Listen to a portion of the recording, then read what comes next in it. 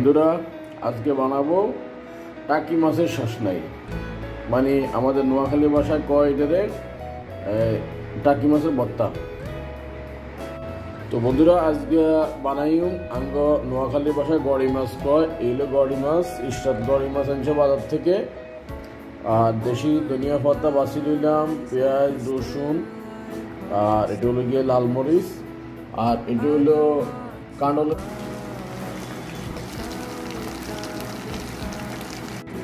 জিনিসপাতি রেডি। এরপরে হবে পাড়া ফুটায় গুটা। বন্ধুরা, আজকে বানাবো টাকি মাছের শাসনাই। মানে তো বন্ধুরা, আজকে বানাইম আঙ্গ নোয়াখালী ভাষায় গড়ি মাছ কয়। এইগুলো